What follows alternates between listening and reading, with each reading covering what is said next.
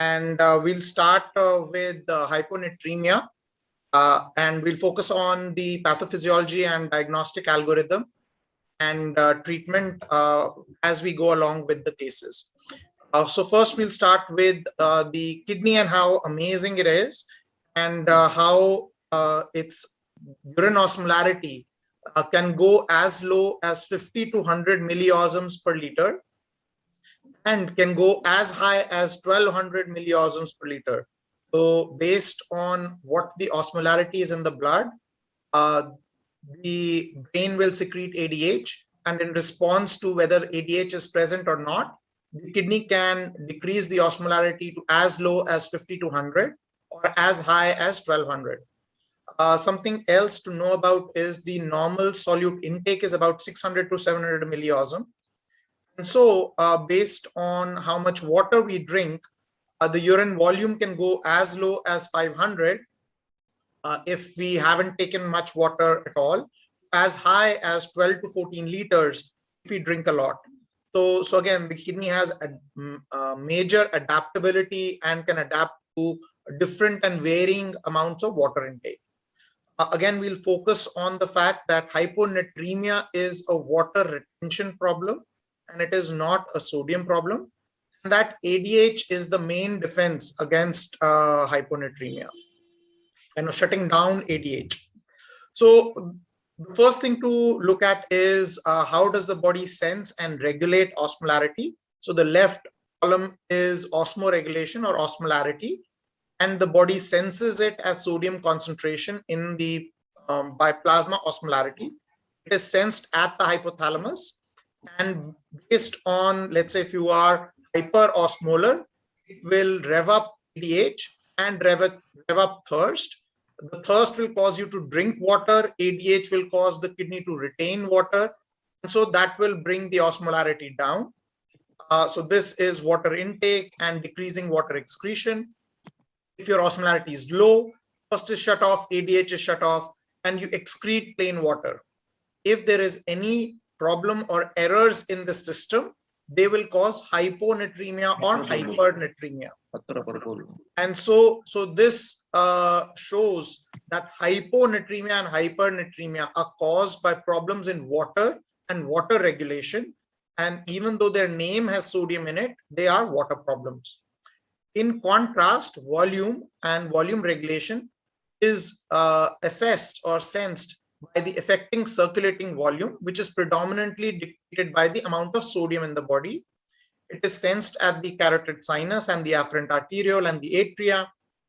The effectors are renin-angio-aldo, the natriuretic peptide, sympathetics, and as a last ditch effort, ADH. The predominant control is on urinary sodium and sodium excretion. And if there are problems in the system, meaning there is too much sodium, that's edema and volume overload. If there is too little, it's volume depletion. Again, volume is being dictated by the total sodium in the body, while osmolarity is dictated by the water content in the body, and the problems are hypo and hypernatremia. Again, to look at ADH on the y-axis and the percent change on x-axis, the white circles are if your osmolarity goes up and down, and that's a straight line. So it's a very tightly regulated osmolarity tightly changes ADH. In comparison, the black circles are volume.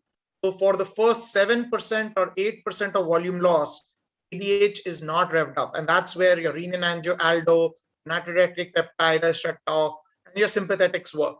So that's where that happens. And once more than 7% volume is lost, the body thinks I'm dying, and so then it revs up ADH, and that can really overwhelm what the osmolarity is doing.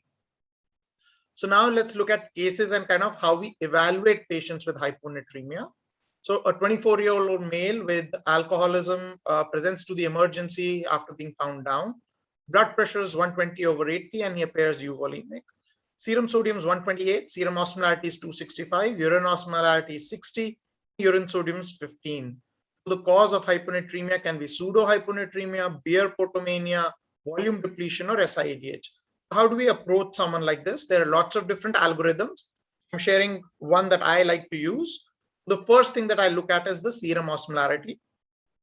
the serum osmolarity is low, which is it is in this case, then it is hypoosmolar hyponatremia or true hyponatremia. If it is normal or high, then you need to evaluate for pseudo hyponatremia or hyperglycemia. For true hypoosmolar hyponatremia, which is in this case, then the next step is to look at urine osmolarity. In the setting of hypoosmolarity, the brain should sense it, should shut down ADH. In response to there being no ADH in the body, urine osmolarity should be low and less than 100. If the urine osmolarity is less than 100, then the brain and the kidney are doing what is appropriate and the person is overwhelming the system. So that is primary polydipsia or beer potomania. If the urine osmolarity is high, meaning more than 100, then that means that the ADH is present and the kidney is responding to ADH. We'll talk a little bit about it in the next case. So now this is beer potomania in this patient. And what it means is that we'll take examples of a normal person. Normal person eats 600 milliosms. If he drinks 1 liter, he'll put out 1 liter and the body will adapt and the brain and kidney will adapt the osmolarity to 600. The same person next day drinks 2 liters. The body will decrease the ADH and the urine osmolarity will go down to 300. They'll put out 2 liters. And they're in balance on both these situations. If they drink 6 liters in the day, ADH goes down and shuts off completely. Urine osmolarity goes down to 100. They put out 6 liters and they're in balance. However, if someone has beer potomania, what's happening is that they're drinking mostly beer. They have no solute intake, which is protein or salt intake in their diet. And so their actual solute intake is only 200. They're drinking 4 liters with the beer. And so even on the low osmolarity with no ADH and the body responding appropriately, they can only excrete 2 liters at 100 osmolarity. And so the extra 2 liters are being retained in the body, and that 2 liters is causing the hyponatremia. And every day they keep doing this, the sodium keeps getting lower and lower. If they stop for any day, the sodium comes back up. Similarly, someone who has primary polydipsia eats a normal diet, they will be drinking like 12, 14 liters. And depending on how low the kidney can go, they can excrete 12 liters, they're getting to 50, and 6 liters if they're getting to 100. And so they retain 2 to 8 liters depending on how much water they're drinking and how low the urine osmolarity can get. The take-home message for this is that beer potomania, tea and toast, or primary polydipsia is drinking too much water for the amount of solute. The treatment is to increase the solute, which is protein and salt, and decrease the water intake, and that will correct the hyponatremia. Let's look at a second case. So this is a 55-year-old male with cirrhosis who has alcohol intake as well and comes for a scheduled endoscopy as part of the liver transplant workup and is noted to have an asymptomatic serum sodium of 128 with a serum osmolarity of 260. Urine osmolarity is 450 and urine sodium is 80. And they're not on any diuretic. Again, the cause of hyponatremia is the cirrhosis, which causes the effective circulating volume depletion, beer potomania, SIADH, or true volume depletion. So let's go back to our evaluation algorithm. So again, the serum osmolarity is low, 260. So this is true hypoosmolar hyponatremia. Ideally, the ADH should shut off, and the urine osmolarity should be less than 100. In this case, the urine osmolarity is 450. So what it means is that the brain is secreting ADH. The kidney is responding to the ADH by making a urine is more concentrated than 100. So in this case, the next step is to look at whether the ADH is appropriate or inappropriate. Appropriate ADH would be if the body is effective volume depleted or true volume depleted, in which case urine sodium would be less than 20 to depict that this is in response to volume depletion. And then you have to evaluate with exam whether it is true volume depletion or effective volume depletion in heart failure, cirrhosis, or nephrotic syndrome. In this case, the patient has a urine sodium of 80. So that means that this is not related to volume. And so it could be either due to SIADH or due to hypothyroidism or hypocortisolism. And so for that, you should check a TSH and cortisol as well. This patient, actually, the patient had started on a serotonin, selective serotonin reuptake inhibitor. And so that was stopped and the SIADH disappeared and hyponatremia resolved. Let's look at another patient who has lung cancer as the cause of his SIADH. and has an asymptomatic serum sodium of 125 with serum osmolarity of 260, urine osmolarity is 900, urine sodium is 150. Again, this is SIADH, and the management can be either fluid restriction plus salt tablets, fluid restriction plus furosemide, or normal saline for 2 liters. So we'll look at the options and kind of how we approach someone in this kind of a situation. The answer is going to be fluid restriction with furosemide, and let's kind of look at what it means. So now let's look at someone who has SIADH. So in SIADH, most patients will have some level of ADH that is in the blood, and depending on how high that ADH is, urine osmolarity is going to be fixed.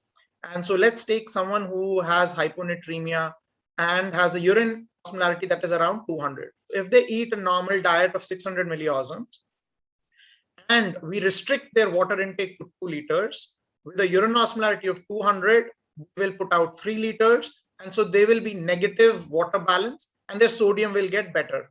For someone whose urine osmolarity is 200, all I need for them to do is to eat a normal diet and restrict their water to 2 liters, and their hyponatremia will get better every day. In contrast, if someone has a urine osmolarity that is at 400 and they drink 2 liters, the problem is that they will excrete the 600 osms in 1.5 liters and they will retain half a liter every day. And so their hyponatremia is going to get worse every day. Now, if I ask them to restrict their fluid to 1 liter and they keep eating their 600 osms, they will excrete the same 600 at 1.5 liters and they will be negative half a liter every day. And so the sodium will get better every day by half a liter. If, in contrast, their SIADH is a much higher ADH level and the urine osmolarity is 600, then even if I restrict them, so this is the last column here, even if I restrict them at 1 liter, they will excrete the 600 osms in 1 liter as well. And so they will be at balance. So their hyponatremia won't get better, won't get worse, and will stay at that sodium. So for me to correct someone, for someone whose ADH is around 600, I will need to do something additional. So either I can give them Lasix, so which is furosemide, which will bring the urine osmolarity from 600 to kind of isoosmolar around 300. And then my 1 liter fluid restriction will work as well because they'll excrete it in 2 liters. And so they're negative 1 liter. Or if I want to correct them even faster, then I can increase their osmolarity intake to 900, keep their fluid restriction at 1 liter. The urine osmolarity with the Lasix will be 300. And so now they're excreting 3 liters and they're negative by 2 liters. In contrast, if someone has a urine osmolarity which is much higher at 900, then even with fluid restriction, we won't be able to get them better because they're excreting it in 0.67 or 2/3 of a liter. So in these situations, we will need to use all the tricks in the bag. We'll need to increase their osmolar intake with salt, urea, or protein. We'll need to fluid restrict them as well and give them furosemide, which will bring the osmolarity down from 900 to 450 or closer to 300, but probably not to that level. And then they'll be excreting 2 liters and be negative by a liter. So the take-home message is that if someone has a urine osmolarity that is more than 600, that means they have a high ADH bar. And for them to get better, we will need to add furosemide to lower their osmolarity. So now let's talk a little bit about V2 receptor antagonists. So V2 receptor antagonists, this is from the SALT trial published in 2006. And the white circles are those who did get tolvaptan. The black boxes are those that were on placebo. And if you give tolvaptan, as long as they're taking the tolvaptan, the sodium is better by about 4 to 5 milliculins. But as you see beyond the dotted lines, as soon as they stop it, they come back to where they were if they were on placebo. And this is true in SALT 1, SALT 2, those with marked hyponatremia or those with mild hyponatremia. So it is effective in raising the sodium. It appeared safe in the SALT trials, and we'll talk a little bit more about its safety over the next few slides. The effect lasts only while you're taking the medicine, and there are no mortality benefits, and the improvement in quality of life, despite now more than 15 years of work in this area, is still unanswered. So how to use the Vaptans if you are going to use them? So the first and most important point is that you shouldn't add it to the other treatments that are already going on. So in these studies, there is no fluid restriction and no other treatment that is being done while you start tolvaptan. You have to watch closely for overcorrection and stop if there is overcorrection. In the salt trials themselves, there was 2% rapid correction and 2% of patients that reached a sodium more than 146. It is not for patients with sodiums less than 120 because they are at very high risks of overcorrection. And it is not for patients who are symptomatic. So if anyone has symptomatic hyponatremia, they need 3% and tolvaptan should not be used. All patients were hospitalized at initiation. And so this is not something that you should start as an outpatient. The conditions in which you can use this is SIADH, cirrhosis, and heart failure. If you have other causes like hypovolemia, polydipsia, head trauma, post-op, or a withdrawable drug like a chemotherapy agent or an SSRI, you shouldn't use it. For patients with AKI or CKD, it is not likely to be beneficial and they're not likely to respond well to it. So you should not use it in those. And based on ADPKD side effects of hepatotoxicity, you should monitor LFTs, especially if you're going to give it for many days in a row. So now let's look at rapid correction. So this is a study that was done by Otsuka, which is the manufacturer of tolvaptan. And on the left is dosing of 3.75, 7.5, and 15 milligrams. In India, you only get 15 milligram tablets. So this is healthy adults. But when they gave it to SIADH, so there were 10 patients in each arm, even in those who were on the 3.75 milligrams, 1 in 10 had an overcorrection of more than 8 in 8 hours. When 7.5 was done, again, 1 in 10 of SIADH patients had overcorrection. And when 15 milligrams was done, 2 in 8 had overcorrection.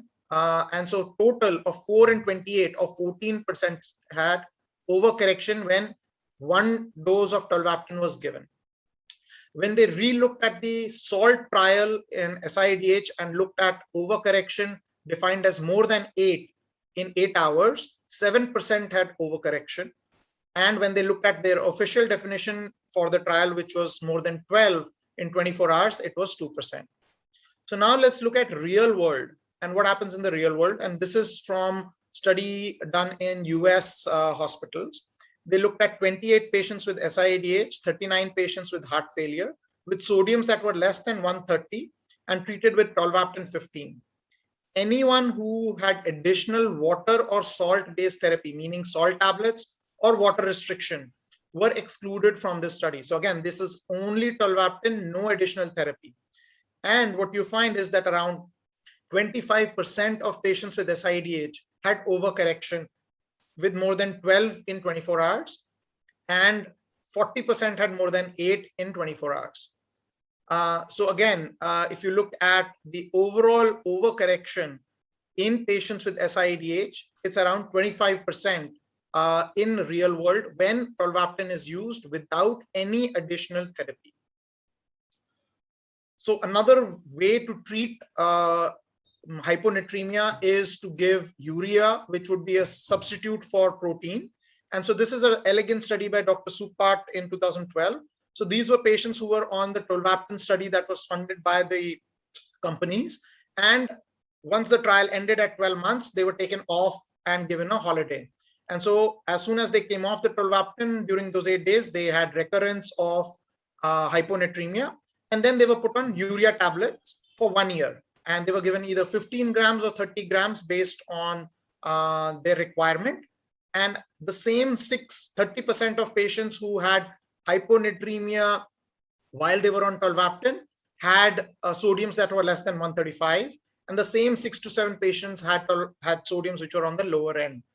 And the overall response was same. So again, if you give urea, or we don't have urea tablets, you can give protein, you can correct hyponatremia equally good as tolvaptan. Ajay, can you wind up, please? So I'll take questions, and I have a longer 1 hour talk on YouTube as well. So if someone's interested, Dr. Vivek Jha's channel has that uploaded on YouTube. Thank you, and I'll take questions. Thank you.